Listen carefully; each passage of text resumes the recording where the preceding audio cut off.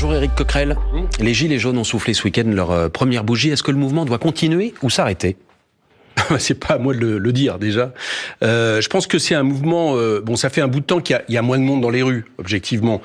Par contre, l'esprit gilet jaune, je crois, perdure. Pas forcément avec un gilet jaune d'ailleurs. C'est quoi l'esprit gilet jaune ? L'esprit gilet jaune, c'est un refus des inégalités, un refus d'un monde qui aujourd'hui supprime les services publics, produit 400 000 pauvres de plus l'an dernier, 400 millions d'euros en plus à se partager pour les 60 000 Français les plus riches. Et ça, je crois que ça perdure. Plus une deuxième chose, c'est l'auto-organisation. Je sais pas trop comment l'appeler. Je vais donner ce terme-là. Et par exemple, quand vous avez des syndicats, des salariés de la SNCF, des agents de la SNCF qui se mettent en grève dans le centre de maintenance de Châtillon contre une décision unilatérale de leur direction, sans préavis, qu'ils décident sans structure syndicale et qui gagnent d'ailleurs, on peut dire quelque part qu'il y a un peu l'esprit gilet jaune. Voilà. Et ça, je crois que ça va continuer à monter avec, en tout cas dans les revendications, une certaine radicalité, c'est-à-dire ça craque. Cette société craque de partout et c'est les gilets jaunes, je crois, qui l'ont incarné pendant un an de manière la plus visible. Mais vous le disiez d'emblée, Éric Coquerel, il y a de moins en moins de monde, 28 000 personnes en France samedi, ça vous inquiète pas ? Comment relancer la mobilisation ? Non, parce que pourquoi je aussi crois peu pas. de monde ? 5 000 personnes à Paris ? Non, parce que je le répète, je ne pense pas. C'est pas grave. Non, c'est pas grave. C'est pas parce que les prochains mouvements sociaux, on va en parler à partir du 5 décembre, se feront sans gilets jaunes, y compris par d'autres moyens de mobilisation sociale. Les gilets jaunes, c'est un mouvement social, hein.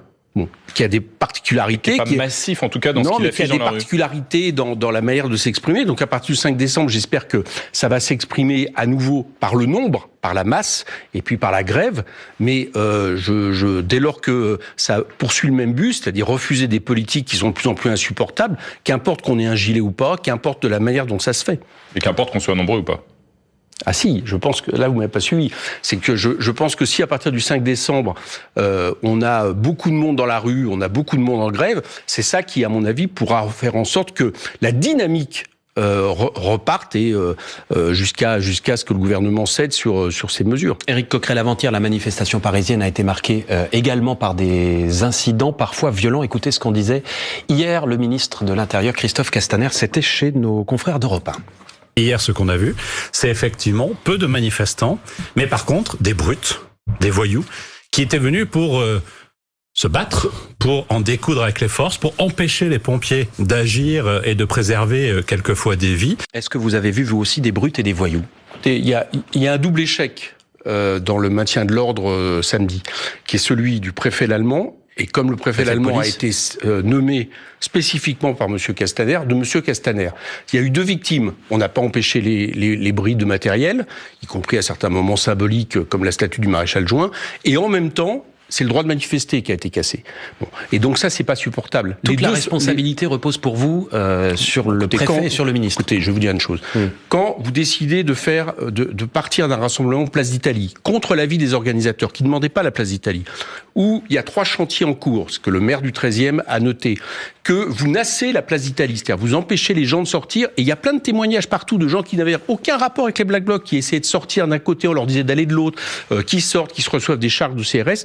Eh bien, le problème, c'est qu'à un moment donné, tout ça devient ingérable. Ce que je crois, c'est que l'objectif était plus... Est-ce que pour vous, ça a été mal organisé par les autorités, ou est-ce qu'il y avait une volonté que ça tourne mal ? Non, l'objectif était plus d'empêcher de manifester que de faire respecter le droit de manifester, qui, je vous rappelle, est constitutionnel. Et ça fait un bout de temps que ça dure. Ça fait un bout de temps que ça dure, dans la manière, à un moment donné, de réprimer le mouvement social.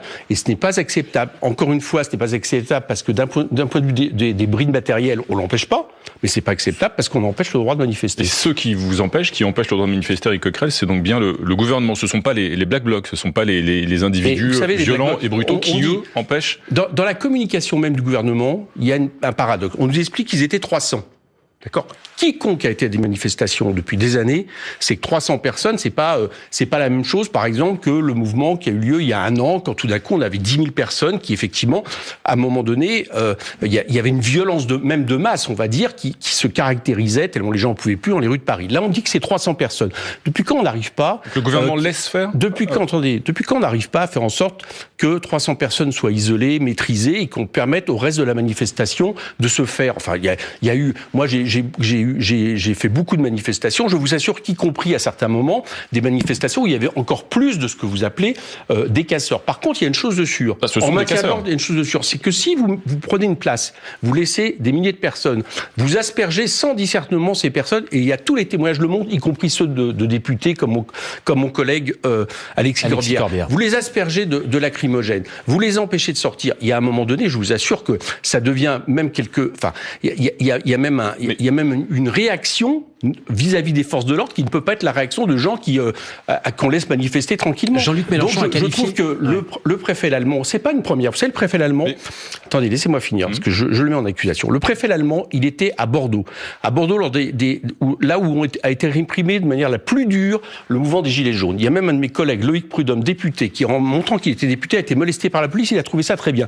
Il vient maintenant à Paris sur décision de monsieur Castaner. Il n'y a pas longtemps, je me suis retrouvé avec une manifestation de pompiers dans l'Assemblée nationale.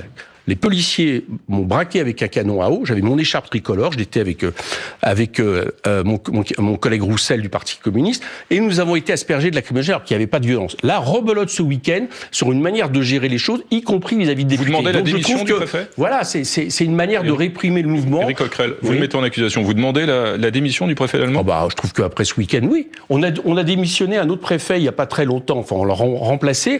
Là, maintenant, on se retrouve avec une manifestation qui ne peut pas manifester et où, encore une fois, il y a vraiment des éléments qui sont en termes de maintien de l'ordre et de respect du droit de manifester. J'insiste, c'est un respect constitutionnel. C'est pas n'importe quoi dans un pays de ne pas pouvoir manifester. Je trouve que ça ne va pas. Mais au-dessus de monsieur l'Allemand, je voudrais insister, il y a monsieur Castaner. Et monsieur Castaner, il a vraiment un bilan catastrophique depuis plus d'un an en matière de maintien de l'ordre et justement de respect des droits constitutionnels qui sont ceux de manifester en ce pays. Éric Coquerel, vous restez avec nous. On va parler du dossier des retraites et puis de celui de l'hôpital, puisqu'on attend des annonces après-demain et le plan massif promis par Emmanuel Macron pour tenter de sauver l'hôpital public français. D'abord à 9h-20, Mélanie Delaunay pour le rappel de l'actualité. Moins d'antibiotiques sur les ordonnances des médecins généralistes. Les prescriptions baissent de 15% en 10 ans selon Santé publique France. La consommation, elle, reste stable et élevée. En France, on prend 3 fois plus d'antibiotiques qu'aux Pays-Bas. Une 4e nuit sans électricité pour des habitants de Rhône-Alpes. 33 000 logements, toujours sans courant au dernier pointage d'Enedis. 4 jours après les fortes chutes de neige en Isère, un couple de septuagénaires est mort, probablement intoxiqué au monoxyde de carbone à cause d'un groupe électrogène. Le défenseur des droits s'inquiète pour les violences dans les foyers pour mineurs. Les institutions laissent passer la violence. Il regrette Jacques Toubon sur France Info. Dans son rapport annuel, il réclame une vérification obligatoire des antécédents judiciaires des intervenants auprès des enfants. Il a seulement 21 ans et il vient de remporter le Masters de tennis de Londres. Le grec Stefanos Tsitsipas victorieux en 3-7 face à l'Autrichien Dominic Thiem. France Info.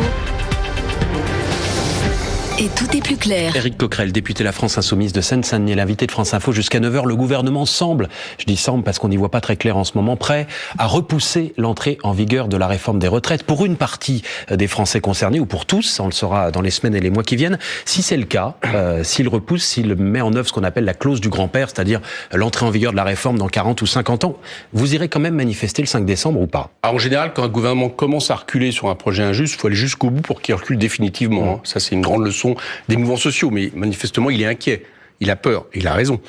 Parce que ce qui peut se passer à partir du 5 décembre, c'est, une entrée, cette fois-ci, en masse des gens dans la rue, et une entrée en masse des gens dans la grève. Et ça, ce gouvernement, comme n'importe quel autre gouvernement, se retrouve là, à partir de là, devant un obstacle qui devient difficilement franchissable. Vous souhaitez qu'elle soit illimitée, cette grève, notamment dans les transports ? Je suis pas syndicaliste, je suis pas salarié, donc c'est pas à moi de dire ce qui doit être, d'accord ? Je pense que les salariés dans les entreprises, ce que je constate, c'est qu'il y a des appels à la RATP à grève reconductible, appel à la SNCF, appel à grève reconductible, plus différents autres appels de syndicats ici ou là qui pensent que c'est la grève générale reconductible qui serait le bon moyen.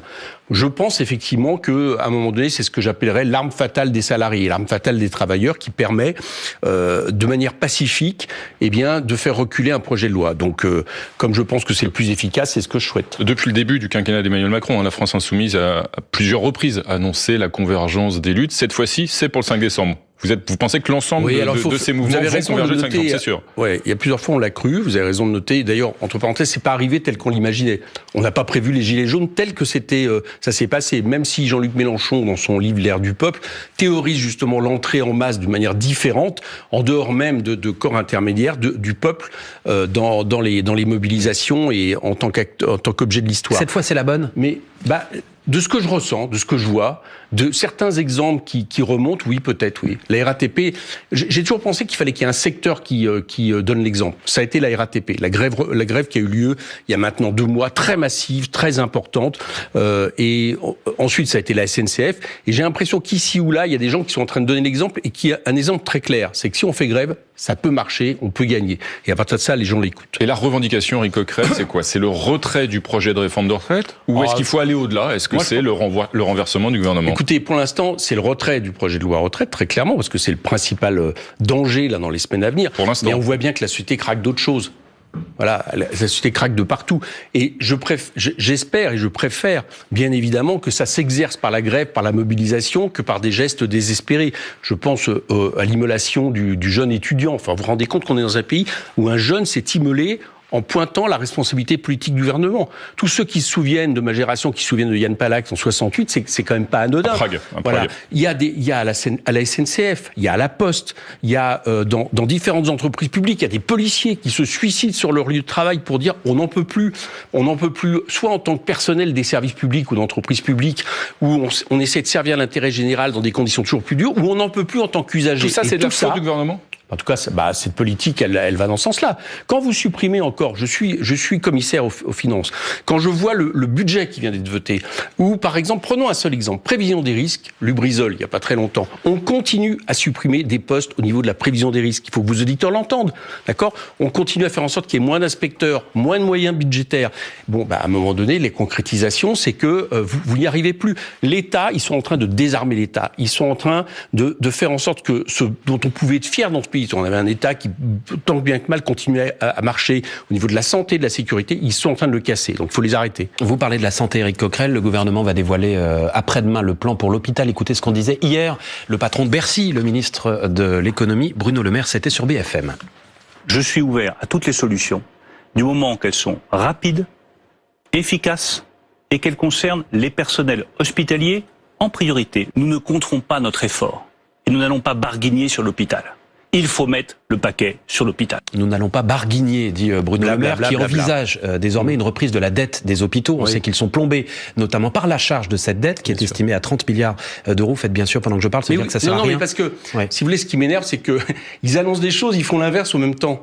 Là, ils n'ont rien annoncé pour l'instant. Oui, non, mais là, on vient de voter un budget, le budget du PLFSS, c'est-à-dire le budget. Voilà, on a pour la première fois pris 3 milliards sur ce budget, c'est-à-dire à coup d'exonération pour relancer la consommation populaire suite au mouvement des Gilets jaunes, et on les a pas compensés.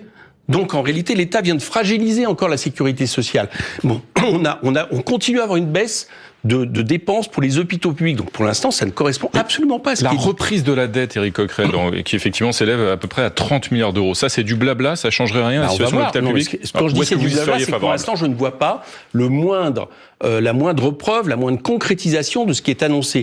Et comme j'observe que ce gouvernement, c'est un peu le spécialiste, c'est-à-dire que par exemple, il annonce à un moment donné 17 milliards remis dans l'économie pour, j'allais dire, soi-disant, entendre ce qui est monté des Gilets jaunes. Mais d'un autre côté, je vous le dis, ces 17 milliards, on les a pris sur des ministères, sur les dépenses publiques, on les a pris sur la sécurité sociale. Donc les Français, finalement, en pâtissent de manière indirectement. Donc j'attends de voir ce qui va être proposé, parce que pour l'instant, cette politique ne va absolument pas dans ce sens-là. Il faut un plan d'urgence pour les hôpitaux.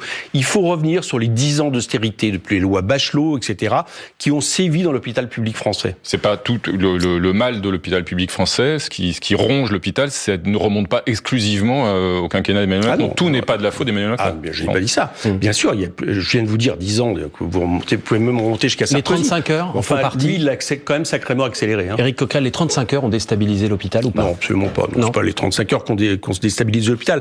C'est le jour où on a considéré que la question de la rentabilité à l'hôpital devenait le maître mot par rapport à la question de la qualité des soins et l'attention mise au personnel. C'est ça qui a été le plus gros problème. Et depuis lors, eh bien, il y a tout ça se détériore au fur et à mesure. Qu'est-ce qui s'est passé pendant des années ?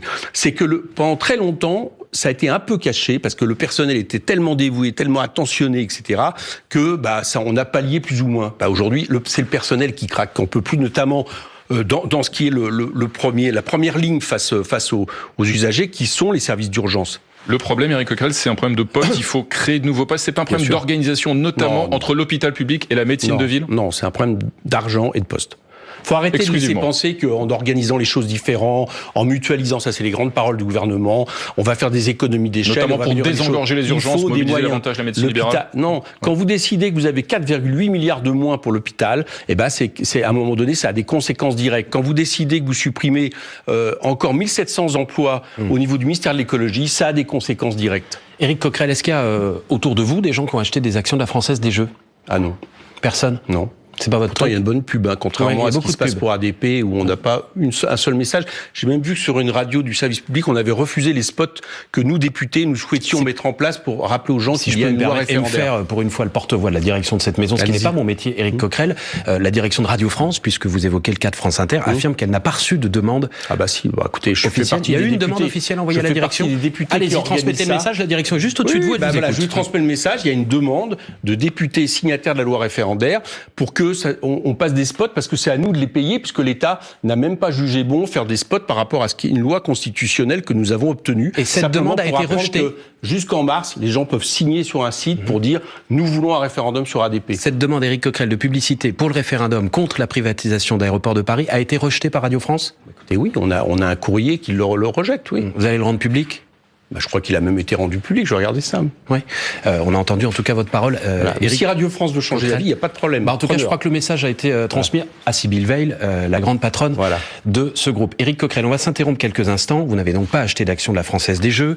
On va parler non pas de la Française des Jeux dans les minutes qui viennent, mais du cas de Carlos Ghosn, qui est toujours au Japon depuis 1 an maintenant, et puis des municipales également, et de la position de la France Insoumise. D'abord à 9h-10, l'essentiel de l'actualité avec Mélanie Delaunay. Zéro alcool quand on conduit, le ministre de l'Agriculture y est favorable. L'application est sans doute un peu compliquée, dit sur France Info le député LREM Olivier Véran. Il assure que la mesure n'est pas dans les cartons. 13 personnes toujours en garde à vue après les manifestations des Gilets jaunes samedi à Paris. Encore des rassemblements dans le calme. Hier, les Galeries Lafayette ont dû fermer après l'intrusion de manifestants. 2 Français sur 3 ont une mauvaise image des EHPAD. Sondage Odoxa pour France Info. Seulement 13% des personnes interrogées sont prêtes à aller dans un établissement spécialisé si jamais leur santé se dégrade. Les Bleus terminent en tête de leur groupe, victoire 2-0 en Albanie pour conclure les qualifications à l'Euro 2020 de football. But de Tolisso et de Griezmann. France Info. Et tout est plus clair. Toujours avec l'insoumis Éric Coquerel et avec Renaud Dely. Éric Coquerel, une vingtaine de parlementaires ont signé une tribune qui a été publiée dans le journal du dimanche hier pour réclamer le rapatriement en France de Carlos Ghosn et lui assurer les conditions d'un procès équitable. Bruno Le Maire, le ministre de l'économie, a déjà dit qu'il ne voulait pas faire d'ingérence dans la justice japonaise. Est-ce que vous êtes plutôt du côté de Bruno Le Maire ou de celui de ses parlementaires ? Je suis plutôt du côté de Bruno Le Maire. Il a bien fait, pourquoi ? Parce que par principe, j'estime qu'on n'a pas comme ça estimé que quelqu'un qui a commis des fautes dans un pays étranger soit rapatrié et ne passe pas devant la justice, sauf s'il y a un problème de respect des droits de l'homme, si on n'est pas dans une démocratie, etc. Ça peut s'entendre, mais là, c'est pas le cas. En l'occurrence, 6 mois de détention préventive, maintenant 6 mois de résidence surveillée, des conditions de détention qui ont été extrêmement rudes. Je pense qu'il y a pas mal de Français Ça vous choque pas dans le cas de Carlos Ghosn ? Non, mais il y a pas mal de Français qui se retrouvent à certains moments dans ces cas-là, et je ne vois pas de pétition de députés pour demander leur retour. Non, je pense qu'il faut, la justice japonaise travaille d'une certaine manière. Monsieur Carlos Ghosn a fait des affaires au Japon. Il savait à quoi s'en tenir. Donc, moi, je suis d'accord avec le maire. Sur le positionnement des Insoumis, Éric Coquerel, votre collègue député François Ruffin souhaite une grande alliance, je vais la simplifier à grands traits, entre le rouge et le vert, entre vous et les écologistes. C'est ça l'avenir de la gauche aujourd'hui ? Alors, Ouais, j'ai entendu ce que propose François. Nous, ça fait un bout de temps. Jean-Luc Mélenchon l'avait énoncé en premier avant les européennes, en parlant de fédération populaire, qui tient compte à la fois de la question environnementale, qui est la première urgence et le premier bien commun, et qui évidemment n'oublie pas aussi la question des inégalités sociales. Donc ça fait longtemps qu'on travaille sur ce sujet. On pense effectivement c'est une bonne équation. Je ne suis pas sûr par contre que ça puisse uniquement se résumer entre l'alliance, mais c'est pas forcément ce que dit François non plus, mais je réponds à votre question. L'alliance entre d'un côté France Insoumise et de l'autre côté Europe Écologie. Voilà, ça ne peut pas juste être une addition de deux partis qui s'entendraient. D'ailleurs, manifestement dans pas mal de villes, Europe Écologie n'entend pas ainsi. Je parle pour les municipales, à Marseille ou ailleurs. Mais pourquoi ça marche pas au municipal ? Pourquoi ça marche pas ? Ouais. Je sais pas, demander à Marseille pourquoi Europe Écologie s'est retirée. J'ai cru comprendre qu'il y avait une liste en train de se constituer, citoyenne, qui permettait de rassembler tout le monde. Pourquoi si tout le monde est d'accord pour vous, François Ruffin, Jean-Luc Mélenchon, pour dire qu'il faut aller plus loin et dépasser Je suis d'accord avec le fait que pour mettre en mouvement le peuple, à un moment donné, il faut des mouvements de type nouveau. Nous, on l'a fait avec France Insoumise, avec quand même une certaine réussite. Jean-Luc Mélenchon a eu 19% au présidentiel. On est 17 et un peu moins députés. Aux européennes. Oui, mais enfin, on est 17 députés. Il faut dépasser aujourd'hui la France Insoumise. En tout cas, c'est une bonne méthode. Ouais. C'est une bonne méthode de travail d'avoir l'idée d'un mouvement citoyen qui permette une grande application citoyenne et qui soit soutenu par tous les mouvements, les partis qui le souhaitent. Ça, je crois que ça reste quelque chose qui fonctionne. Bon, et donc il faudra pour la suite, d'ici 2022, il faudra remettre en place, à mon avis, quelque chose de ce type. Jean-Luc Mélenchon l'appelle Fédération populaire. Peut-être que François Ruffin l'appelle Front populaire écologique. Voilà, bon, c'est peut-être des termes différents, mais ça ne peut pas être juste l'addition de formations politiques. Ça, je crois que ça reste vrai. Concrètement, pour incarner son Front populaire écologique, François Ruffin, il a fait un meeting samedi, je crois que c'était à Amiens, avec le maire écologiste de Grenoble, Éric Piolle. Oui, je sais. Oui. Est-ce qu'il faudrait jouer au foot avec lui. Est-ce qu'il faudrait, pourquoi pas demain, un meeting commun, Jean-Luc Mélenchon, Yannick Jadot ? Si, mais pour quelles élections ? Pour les municipales ? Pour bâtir ce front que vous appelez ce rassemblement. Vous pouvez pas bâtir un front. Pourquoi ça ne peut pas marcher avec Jean-Luc Mélenchon ? Parce que ça ne peut pas se passer comme ça avec des personnages qui se mettraient ensemble pour faire un meeting et qui les choses ne se déroulent pas comme ça. C'est-à-dire que vous avez besoin d'un entraînement populaire, vous avez besoin de quelque chose qui se passe, j'allais dire entre guillemets à la base, des groupes citoyens qui naissent. Ça peut pas juste se faire par l'addition de deux personnes qui quelque part. Enfin, ça c'est la politique du XXe siècle, ça ne marche plus comme ça. Donc je ne crois pas à cette... C'est quoi la politique du XXIe siècle alors, si ça c'est le passé, l'ancien monde ? La politique du XXe siècle, c'est de permettre justement que le peuple rentre en mouvement. Et à partir de là, ça veut dire que il faut... Je prends les municipales. Prenons un exemple concret. Je pense qu'il faut essayer de faire en sorte que dans les municipales, il y ait des listes citoyennes qui s'appuient sur une application soutenue par toutes les formations qu'ils souhaitent pour permettre à la grande majorité des gens, tous ceux qui aujourd'hui ne sont pas encartés dans des partis, eh bien de s'occuper des villes, de s'occuper des mairies, de s'occuper de leur destin, etc., et qui se mettent en action. C'est pas le fait d'avoir juste des additions de logos qui disent voilà, on a un bon programme, on s'est réunis ensemble, on a fait une liste ensemble, suivez-nous. Ça, quelque part, ça ne fonctionne plus. En tout cas, c'est pas ça qui nous mettra en mesure. On parlait d'esprit gilet jaune. Alors, c'est pas ça qui nous mettra en mesure justement de faire correspondre cette aspiration populaire avec le fait de pouvoir gagner les élections à venir et de gouverner ce pays. Voilà, il y a la question du leadership également, Éric Coquerel. Je vais vous poser la question différemment. Est-ce que vous pourriez, à une élection présidentielle par exemple, voter pour quelqu'un d'autre au premier tour que Jean-Luc Mélenchon ? Si Jean-Luc Mélenchon se présente, non. Non. C'est ce qui n'est pas acquis qui se présente. Bon, écoutez, je sais pas, moi je le souhaite. Voilà. Donc, je sais pas, j'ai entendu. Non, parce que je pense que, comment dire, moi, je voterai pour le candidat ou la candidate qui incarnera justement à la fois un programme. On vote d'abord pour un programme qui incarnera une 6e République, qui incarnera une véritable transformation radicale des choses.